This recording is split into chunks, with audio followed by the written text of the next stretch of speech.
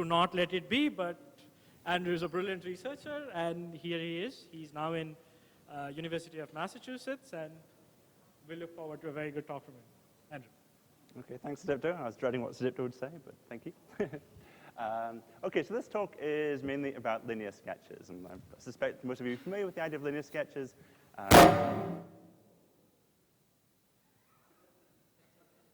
Is it still on? Okay, I'll continue. Indeed. Okay, so sketches are just what computer scientists tend to call random linear projections. So the basic idea is you have some data. It could be a file, it could be some network traffic, it could be anything you like. You encode it as a big, long vector, and then you use random linear projections to compress this big, long vector as such. And we call this projection of the vector into a small dimensional space the sketch of the data. And the idea is that we design the properties of the projection matrix M, or if it's a random matrix, the distribution over matrices, such that we can infer useful properties about the vector from the sketch of the vector. Okay? It's a fairly simple idea, but there's already an extensive theory on linear sketches. And there's connections to compressed sensing, to metric embeddings. You've all heard about Johnson-Lindenstrauss. It's also a widely applicable technique. So the linearity of sketching means that it's immediately applicable in a data streaming and distributed setting. So for example, if you have some data and you sketch it, and I have some data and I sketch it, we can work out the sketch of the union of the data just by adding together those two sketches. So embarrassingly parallel. There are many, many positive results out there. Am I doing something wrong, Amit? Yes. So there are many positive results out there about kind of estimating various it's over there. I can turn it off. Okay, maybe if I stay very still. Many positive results about kind of estimating various numerical quantities about the vector, estimating the support size, estimating the entropy of a distribution divided by the vector, frequency moments, quantile histograms. In fact, just yesterday, we heard from both Michael and Petros about linear regression, which is another application of sketches. So previously at the workshop, so we had the regression problem. I gave you a big matrix A and a long vector B, and you were trying to find an X such that AX equals approximately B. So underlying all the great work that was being done was the following idea. You're basically kind of projecting down this big input into a sketch space, so projecting down the big matrix A into a small matrix A, same for B, and then just solving the original problem on the sketch data in the sketch space. So as I said, the underlying idea was to reduce a big input into a small input and then run an algorithm in sketch space. So sketches were a natural fit for this sort of problem, and indeed a natural fit for many linear algebraic problems, just because a linear operation in sketch space corresponds directly to a linear operation in the original space. So in other words, kind of linear sketches respect linear homomorphisms.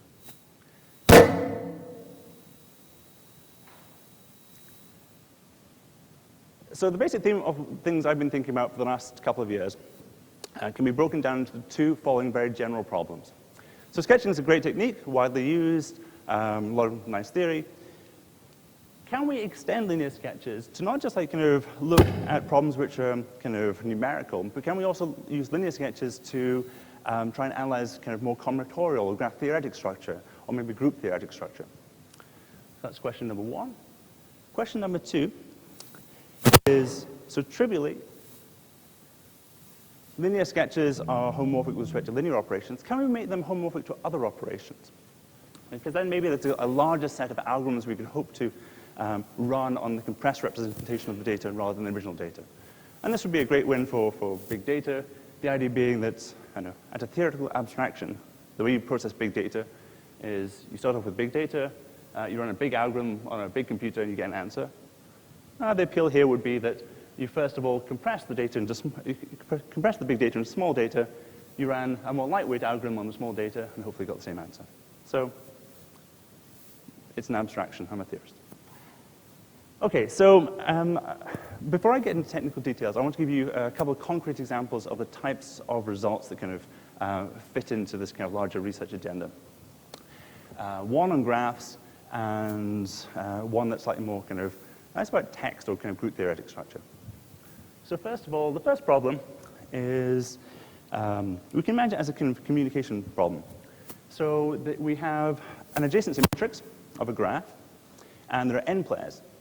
Each player has one row of this adjacency matrix. Alternatively, you could think about it, you have n players, like maybe the n people here. You each have a list of your friends. That corresponds directly to a row of the adjacency matrix. The question is it possible for you to take your big, long, like length n row of the adjacency matrix, sketch it, compress it down to a small number of bits, such that a third party who comes along and just looks at these sketches or these fingerprints can determine connectivity properties of the graph? So the result we show, okay, so every player with an address book collapses it down to a small space sketch or fingerprint. So the result we show is that sketches of size polylogarithmic in n, the number of players, suffice. And I think on the face of it, this is maybe slightly surprising. Why is that? Well, let's consider two players in particular. Let's say kind of Alice has this address book, and Bob has this address book. Okay? And let's suppose there is a bridge between Alice and Bob. So an edge that connects Alice and Bob, and if that edge is there, the graph is connected. If that edge is not there, the graph is not connected. Well, it seems that at least Alice or Bob needs to send a large message or construct a large sketch if I'm to be able to deduce connectivity properties just by looking at the sketches. So the reason is fairly simple. I need to know about the existence of that edge from the sketches. But because each of these players only has one row of the adjacency matrix, or only has this very local view of the graph equivalently, Alice has no reason to think this edge is any different from the kind of omega n other edges that might be incident to her, and similarly for Bob. So if Alice or Bob are to send a constant number of bits of information about that edge, they seem to need to send a constant number of bits about all the incident edges. So it seems like at least one of these fingerprints would need to be omega n bits long. So we'll show that that's not the case, and it suffices to have polylogarithmic number of bits. Hi. Okay, so in terms of, so the adjacency matrix partitioned between the players, the adjacency matrix is defining a graph on those n nodes, and I'm interested, if that undirected graph is connected, I want to say it is connected with high probability, and if it's not connected, I want to say it's disconnected with high probability. Is that what you're getting at?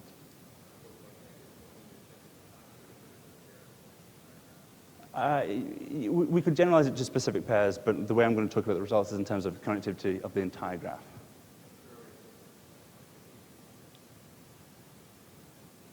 Okay, you know who your friend. Oh, so the question was, like, kind of for the camera, like, kind of, it seems that kind of it would suffice to have one bit to determine whether the graph is connected or not connected. Okay, so you're a player in this game. You can see who your friends are. You're going to send me a message. I'm going to look at that message, and I'm going to say whether the graph is connected or not. But you don't know, because of your local view, whether the graph is globally connected. You can only send me information that's relevant to you. And same for everyone else in the room. So that's...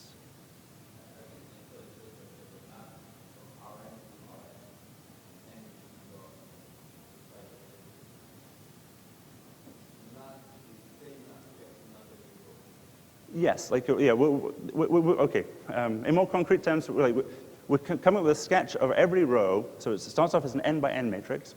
So each player is like kind of, so we're going to take every row of the adjacency matrix, collapse it down to a polylog n bit vector. Yes, but just because that's all you can do. You only know one row of the matrix, that's all you can take care of.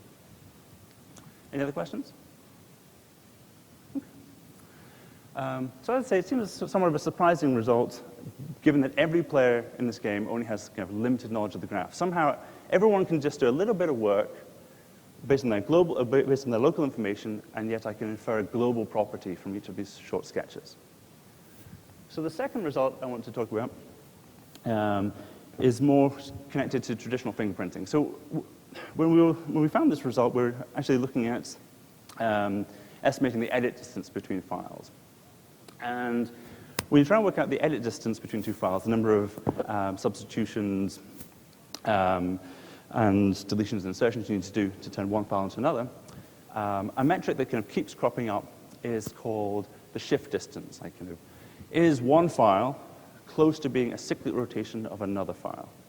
So, for example, if this file was the quick brown fox jumped over the lazy dog, and this file was quick brown fox jumped over lazy dog, we'd say, like, these two files are cyclic rotations of one another, and so we'd say they're identical modulo shifts. Okay. So the second result I'm going to mention is a way for each of the a way to fingerprint these files.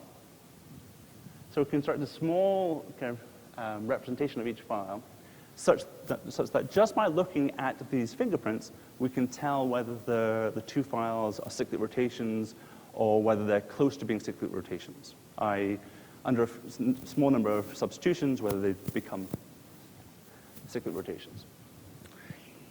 And the result we proved was that sketches or fingerprints of these files, like normally when you do fingerprinting, you kind of hope that the fingerprint you have of a length n file ends up being logarithmic in length of the file. The result we found was that sketches of size proportional to the number of divisors of n were both necessary and sufficient to solve this problem. Okay? And so by number of divisors, I don't mean number of prime divisors of n. I mean, like, kind of, if the number is 10, I have kind of, I guess, 1, 2, 5, and 10. I don't think that. Why is this surprising? Well, fingerprinting and sketching is ostensibly about compression. And here we have a compression scheme where the size of the compressed representation is not even monotonic in the size of the original file. So I'll hopefully get to say a few words about how that comes up. Do you want to swap?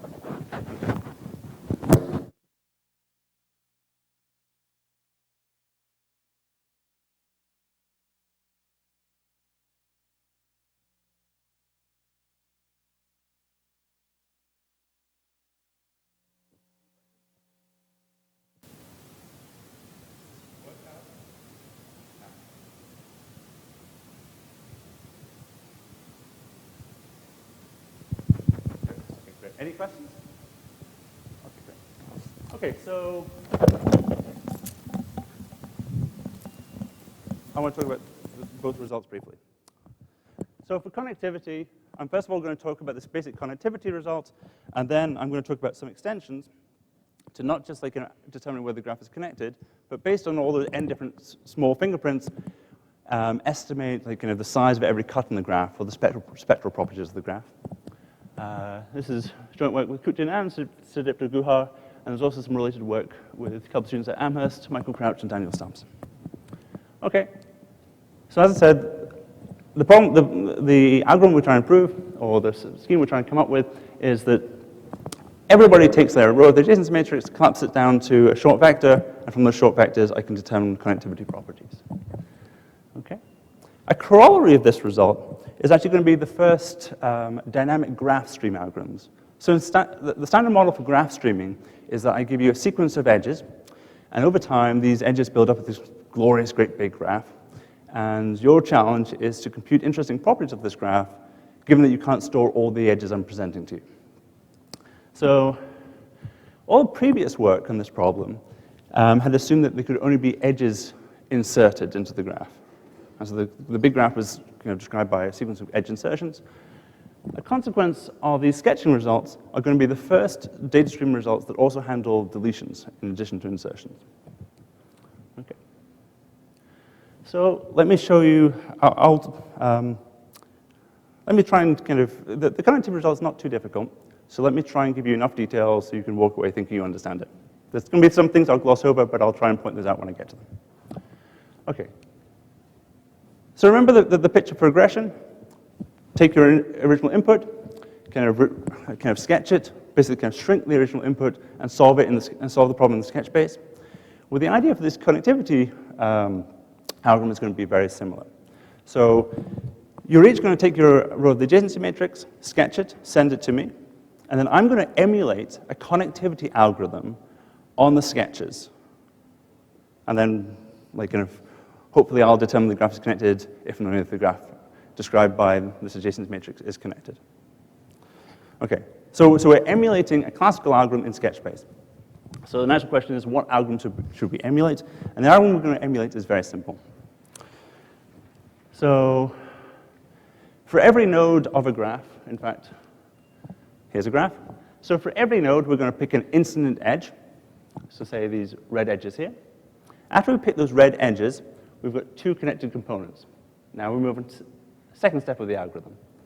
So for every connected component, we're going to pick an incident edge, of which there's only one, this guy. So we pick it. After we pick that edge, these two connected components have collapsed to one connected component. And we can conclude the graph is connected. So this algorithm had nothing to do with streams or sketches. This was just a simple kind of basic algorithm in the kind of classical computation model. Okay? And the only thing you need to know about it, something which is fairly simple to prove, is that after log n rounds of this algorithm, these red edges you've picked will include a spanning tree or a spanning forest of the graph. Okay. So this is the basic connectivity algorithm we're going to try and run on the compressed representation of the graph. Basically, the representation I get by looking at all the fingerprints you've sent me. Okay, so the next question is, well, how do you go about compressing your rows of the adjacency matrix such that I could emulate this algorithm homomorphically? Okay, so how do I emulate the algorithm via sketches? So I'm going to give you a recipe to follow to turn your adjacency row into a sketch. And the first thing you do is you encode your neighborhood. If you're the ith player in this game, you encode your neighborhood as the vector AI. And AI is the ith row of the signed vertex edge matrix, which you heard about from Petros yesterday, and you'll probably hear about more from Nikhil later today or tomorrow. So concretely, let's say this is still our original graph.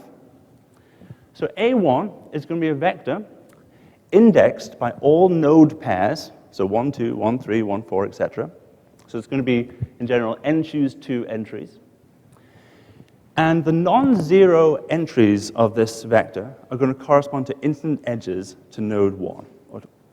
So incident edges are 1, 2, and 1, 3 for node 1. Lo and behold, the non-zero entries of this vector is in positions 1, 2, and 1, 3. Okay, we can do this for all the nodes of the graph. So for A2, so for the second node, the incident edges are 1 and 3. So the non-zero entries are 1, 2, 2, 3. Everything else is 0.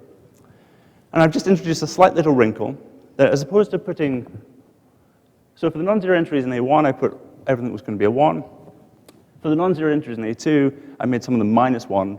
My rule is as simple as, if you're node I, and you connect to someone with a higher label, you're going to put a 1 in there. If you connect to someone with a lower label, you're going to put -1 there. So why do I want to do this? Well, if I do this, I get this nice property that for any subset of nodes, S, if I look at the vector I get by summing up the appropriate AI vectors, then the non-zero entries of this vector here correspond exactly to the edges across the cut from S to the rest of the graph. So for example, if I had this cut of 1 and 2, and I summed up the corresponding vectors, A1 and A2, and ended up with this vector, the non-zero entries are 1, 3, 2, 3. Lo and behold, the edges across this cut is 1, 3, and 2, 3. Okay. So that's the first thing you do. You take your row of the adjacency matrix that you own, you encode it in this way. Then you appeal to an existing result in the data streams literature on what's called L0 sampling. Now, you don't need to know much about L0 sampling. I'm going to treat it like a black box. I'm happy to talk about it at the break if you want to know more details. So the idea is that your sketch is going to be a random projection of the vector AI you've just defined. This random projection, you're going to pick in such a way that it has the following property. So M basically kind of maps large vectors down to very short vectors. But it has the property that for any x, any vector x, you can recover a non-zero entry of x just by looking at the projection mx. Okay? So that's all there is to it. So you've taken your row of the adjacency matrix, encoded it as AI, and applied m to it. M is maps your length n vector down to a polylog n bit vector. And so that's your sketch. You can send that to me. Now I go back trying to emulate that classical algorithm that I showed you in the previous slide. And to do that, I think about, well, what operations did I need to emulate that algorithm? At various points, the only question I had was, for a given connected component, maybe corresponding to a set of nodes S, can I find an incident edge on that connected component? And based on these sketches, sure I can, and I can do that in the following way. So if I want to find an edge across the cut S, what I do is I look at the sketches I've received from the corresponding players, and I add them up. Okay? By the linearity of my sketch matrix M, the sum of the sketches equals the sketch of the sum.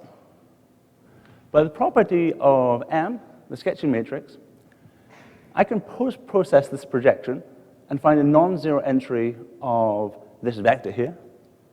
And remember, we set up these AI vectors exactly so that non-zero entries of this vector correspond to exactly edges across the cutouts I'm interested in. Yeah? When you say can recover a non-zero entry from MX, you mean given MX, you can recover a non-zero entry of X? Yes. Yeah, so the clarification question was that, what was the, the given MX, for any X, you can reconstruct some non-zero entry of X. You don't get to choose which one you recover, but you can recover one of them. Yeah. Okay. So let's see, how am I doing for time? Okay. So any questions on that? So that was just a simple way for you to sketch your local data, your local neighborhood, such that from all these sketches, I can emulate a connectivity algorithm. I emulate the connectivity algorithm, and I output the graph is connected if and only if my algorithm succeeded. Okay, so it's a simple algorithm, but as I said, I think it's slightly surprising, kind of given that it came very, very perilously close to a kind of a communication complexity low band. And in fact, there's a nice result by Chen Zhang, kind of Jeff Phillips, and Elad Verbian, kind of from a couple of sortas 2 years ago, that said that if the edges were arbitrarily partitioned between n players, then there's no way you could have a kind of an efficient sketching protocol. So it's very important that every player in this game, every communicating player, had an entire row of the matrix, rather than some arbitrary subset of the entries. So it's surprising that we can do connectivity. I think it's even more surprising that we can go beyond connectivity and estimate many connectivity properties of the graph. In fact, we can do cut sparsification and spectral sparsification. So there'll be a talk on spectral sparsification later, but let me just give you some basics. So there's a generic algorithm that will, a sparsifier graph is a weighted subgraph of the original graph that's the number of edges is almost linear in the number of nodes. And yet, if you look at the sparsifier, if you look at the property of the sparsifier, they're very good approximations to properties of the original graph. So there's a general algorithm for constructing these for constructing sparsifiers, and that works as follows. So you sample every edge of the graph, every edge UV of the graph with some probability PUV, and if you sample that edge, you weight it with weight 1 over PUV. And it's it's obvious that if you do this process, the expected weight of any cut is preserved. But Feng et al. Showed that if PUV is,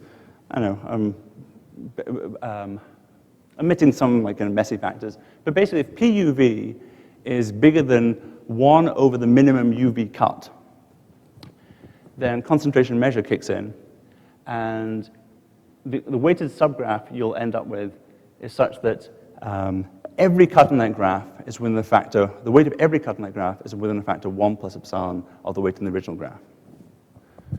So Spielman and Shrivastava had the result that if PUV is bigger than the effective resistance of an edge, then we'll get a 1 plus epsilon spectral sparsifier. And so a spectral sparsifier, I won't go into details, but basically it generalizes a cut sparsifier. Cut sparsifier allows you to approximate every cut in the graph. Spectral sparsifier is going to allow you to estimate things like the eigenvalues, properties of random walks, natural clutch strings of the graph. Okay. Effective resistance is just like, again, Petros mentioned this yesterday. If you take your graph, whoops, and you add 1 ohm resistors to kind of every edge, RUV is the potential difference you get if you inject 1 unit of flow at U and extracted it at V. Okay. And by Kirchhoff's laws, etc., you can like kind of this will uniquely define RUV. So the next result I want to kind of briefly mention is that using small sketches, like everyone sends me a small sketch of their row of the adjacency matrix again, I can actually emulate the sampling that goes on in these algorithms. So concretely, what this is going to mean as a corollary is that, so previously it was like, everyone individually sends me polylog n bits. I can work out whether the graph is connected. What we can generalize this to is if you send me 1 over epsilon squared polylog n bits, just about your node, I can estimate all cuts in the graph. And if you send me that times some small polynomial in n, like n to the 2/3, I can also estimate all spectral properties. There's a natural open problem there to try and reduce that n to the 2/3, but I'm not going to get into that. Let's see, how am I doing for time? Okay, so I can briefly mention how we'd emulate this sampling. Any questions so far? Okay. So our goal, as I said, is from the sketches, we want to be able to sample an edge E with probability proportional to, something I should have said in the previous slide. So I'm going to show you how we can sample edges with a probability T over CUV. If T is roughly 1, this is going to give us cut specification. If T is roughly n to the 2/3, this is going to give us spectral specification. So I'm going to present this kind of this sampling procedure for general T. So yeah, goal is to sample every edge E with probability T divided by CE, where CE was the connectivity of that edge. Okay. So as a black box, I'm going to use a slight generalization of that connectivity results I showed you a while ago. So the connectivity result said, from these small sketches you send me, I can find a spanning forest of the graph. You can actually generalize this. If you make the sketches k times as large, I can guarantee the property that from the sketches I receive, I will be able to find all the edges in any cutlet that has less than k edges. Okay, and we'll call this collection of edges a k skeleton. Okay, and so the algorithm for sampling edges is going to be based on these k skeletons. So I have my original graph G. That's kind of knowledge about G is spread out amongst everyone in the room based on your local information. I'm going to define a sequence of log n graphs, not just G, but G1, G2, G3, where Gi is the graph where I subsample every edge with probability 1 over 2 to the I. Okay? So you can all do that separately, this kind of subsampling procedure. And then you basically just send me the sketches so that I can construct a k-skeleton for each of those graphs, G1, G2, up to G log n. Okay? And then the claim is, any edge in the graph is going to be in one of these k-skeletons with probability at least T over CE, which was the sampling probability I wanted to guarantee. Let me sketch the proof of that. So let's big C be the edges in the min UV cut of G. Okay? For some value of I, between 1 and log n, in particular for this value of I, the expected number of edges in that cut restricted to Gi is going to be roughly T. And the properties of the k-skeletons is that for any cut less than size k, I will find all the edges. So we set k to be roughly 2t. So this means for this value of I, all the edges in C, restricted to Gi, appear in our k-skeleton. Okay? So what this means is that if an edge is in Gi, it's going to be in Hi. Okay? And the probability an edge is in Gi was going to be 2 to the minus this quantity, which is exactly T over CE. Okay. So that's the basic idea how I'd go from not just estimating connectivity properties in this kind of communication in this distributed framework. I could also do the sampling, which would then lead me to be able to do cut sparsification and spectral sparsification. So let me briefly talk about this misalignment problem.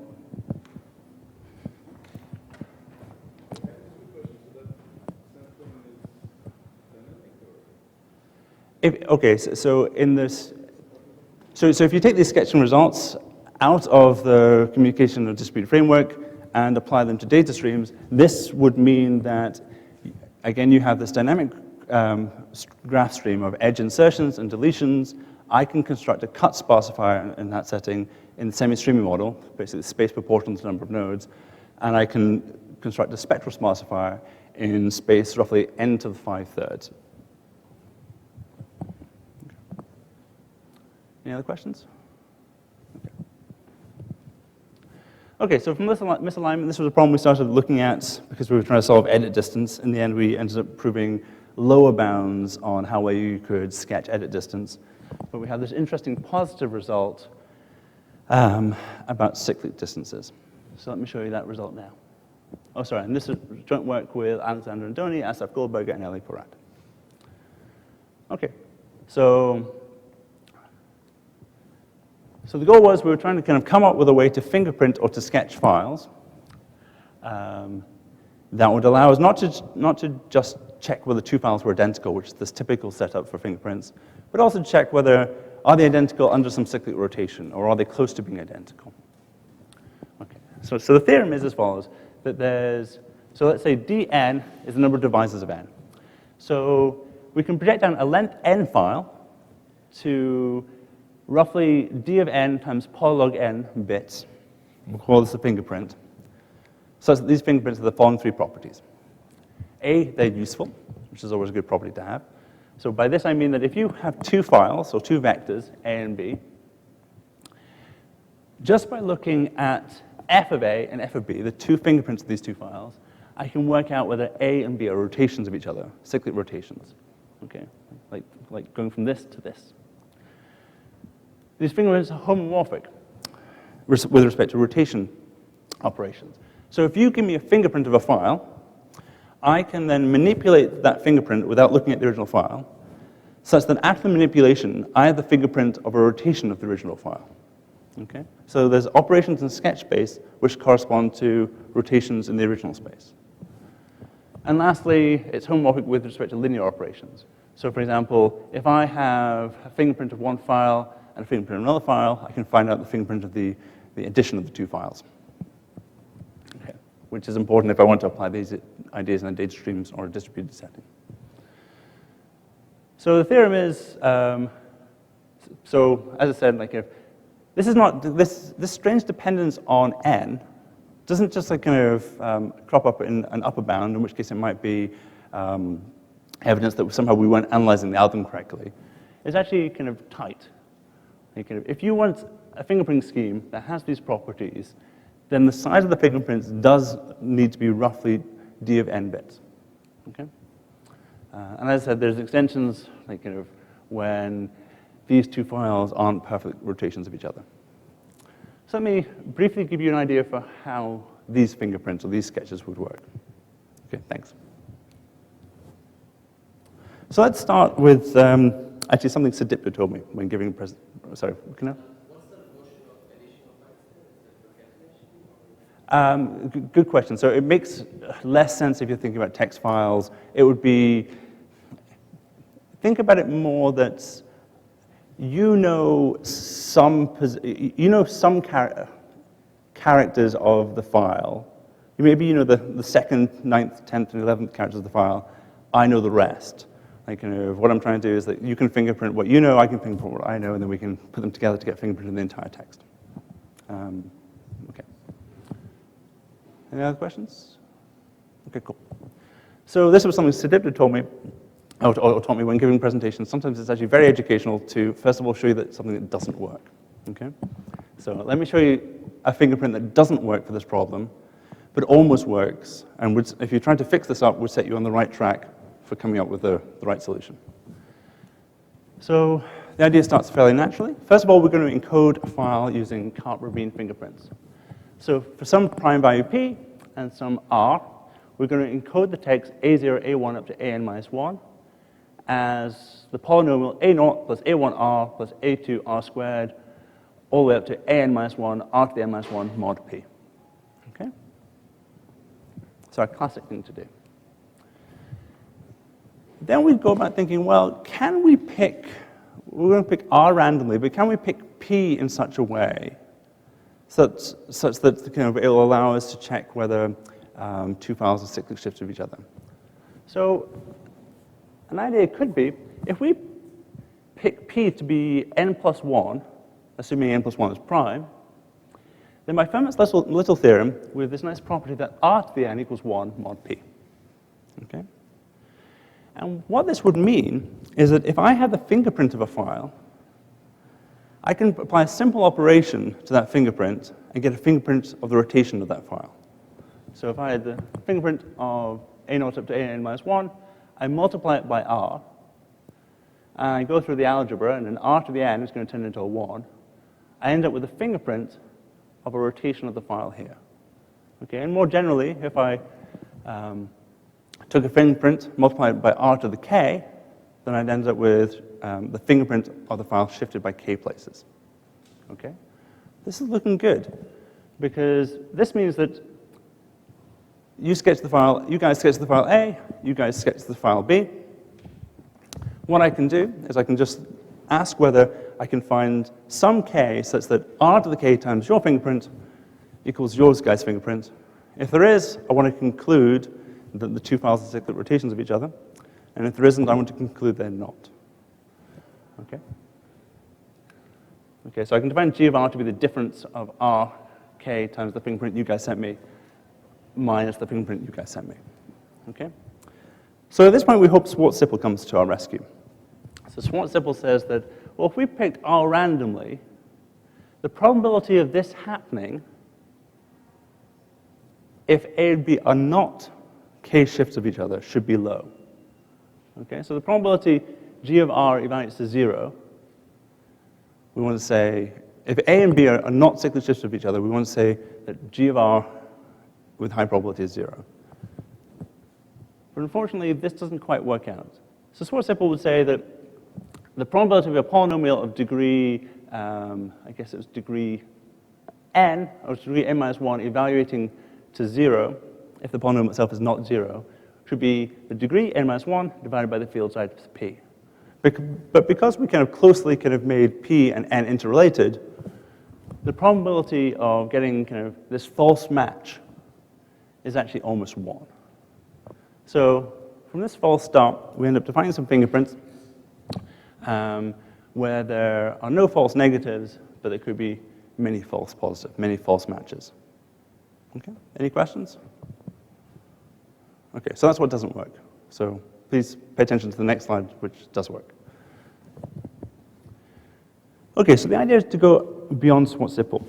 And what I mean by this is, like, if you want to check a polynomial of degree n is the 0 polynomial, or if you want to check the polynomial of max degree n is the 0 polynomial, well, the natural thing to say is, well, I need to check it on n plus 1 points and check that they all evaluate to 0.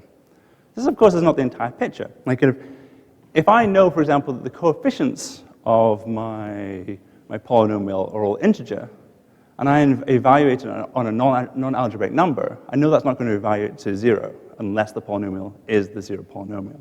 And so we're going to exploit similar ideas here.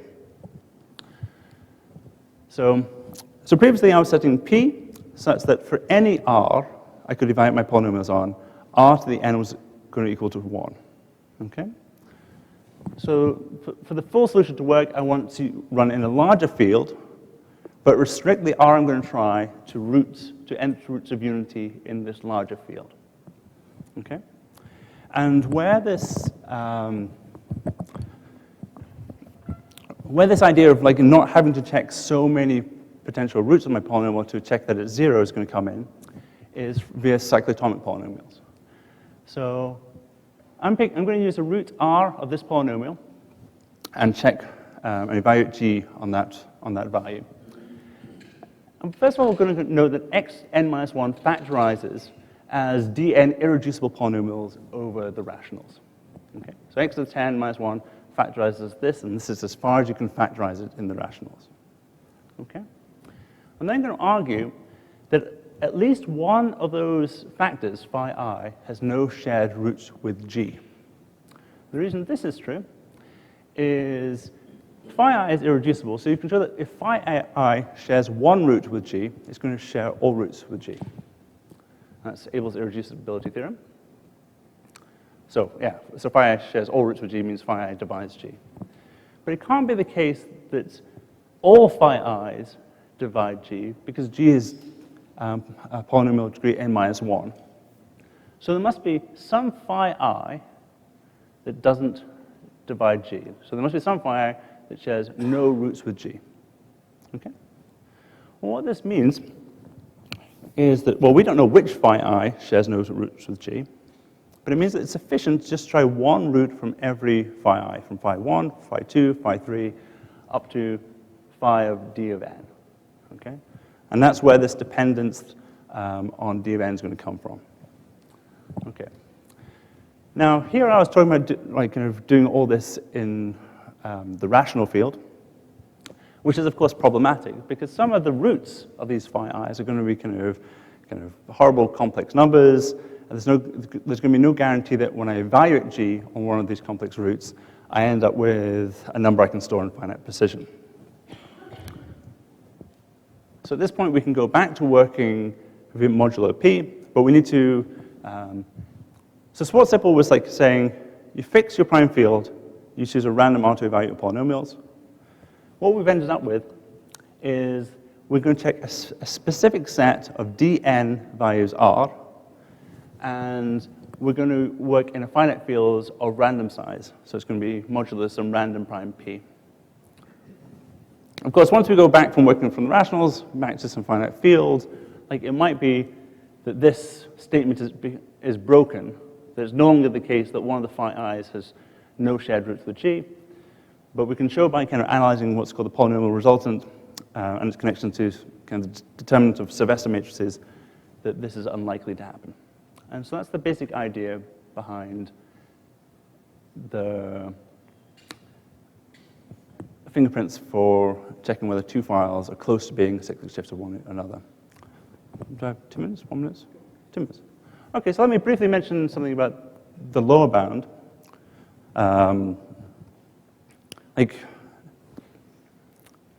Based on the last 2 slides about the upper bound, if you can flesh out the details of that last bullet point, you're pretty much there on the upper bound. I'm only going to very, very briefly sketch the lower bound. So the idea is the lower bound is going to be based on a recovery sort of argument. So that if you send me the fingerprint of your file, I'm going to argue by manipulating this fingerprint, using the operations I'm allowed to use, basically kind of these additions, the linear operations, and the cyclic rotation operations, I can actually recover d of n bits of your original file from the fingerprint, which of course means that the fingerprint must be have at least d of n bits in it. Okay? So the idea is, so say your file was A0, A1, A2 up to A5, and I've got the fingerprint. You've sent me the fingerprint of this file. Well, I can do something like, I could compute the sum of all these entries as follows. I could take the fingerprint you sent me. I could then manipulate it so that I have now the fingerprint of the rotation of what you sent me, and the fingerprint of it twice rotated, all the way up to the fingerprint of the almost full rotation of the file. If I add all these things together, these 6 fingerprints that I've constructed from the fingerprint you sent me, I get the fingerprint of a very boring file that goes alpha, alpha, alpha, alpha, alpha, alpha. Okay? So I can try and work out alpha now just by comparing the fingerprint I've got, which is of alpha, alpha, alpha, alpha, alpha, to the fingerprint of a mock file, G, G, G, G, G, G, and I can range over all values of G until I get a match, at which point I've learned alpha. Okay. I can do a similar thing by not adding together all rotations of my file, but maybe adding together every second rotation. So if I take the fingerprint you sent me, I construct the fingerprint of the twice shifted file and the 4 times shifted file. I get the fingerprint of the file beta, gamma, beta, gamma, beta, gamma. And it's easy to argue that beta plus gamma must equals alpha. I already know alpha. So then it's sufficient so basically, now I've got it into that simple form, I can compare this to a fingerprint of a mock file, G, G prime, G, G prime, G, G prime, until I get something that matches, at which point I now know beta and gamma. And I can do this trick for all factors of n, all divisors of n, and therefore can recover like a d of n bits of information about your file, which means the sketch must have been d of n bits long. So in summary, basic idea between homomorphic sketches was to kind of sketches are a type of compression, so we're going to use them to kind of compress your data such that we can run kind of classical algorithms, be they regression or be they a connectivity algorithm, or they compress data directly. And what's very nice about this compression scheme is it's immediately applicable to the parallel and the streaming setting. I gave you a couple of results in graphs. So that at a high level, the statement was that there's a form of dimensionality reduction for graphs, a linear dimensionality reduction, I guess is important to say, that preserves structural properties. This enables the first results in dynamic graph streaming. And then there was this work on misaligned data, and we showed tight upper and lower bounds on the length of the fingerprints necessary to check whether 2 files were cyclic rotations of each other. And the surprising thing about this fingerprint was that there was this tight upper and lower bound in terms of length of the fingerprints on this kind of numeric number theoretic property that really should have nothing to do with compression, and yet kind of turned up in our proofs. So thanks very much.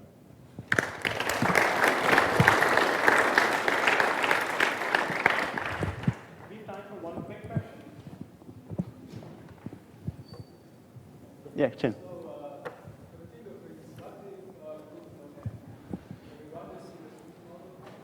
That's a very good question.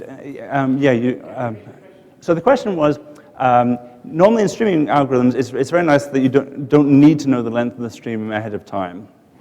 For this problem, if you wanted to use these cyclic shift fingerprints in the streaming setting, you would need to know the length of the vector or the file you're trying to process with ahead of time. There'd be no way to get around that. So.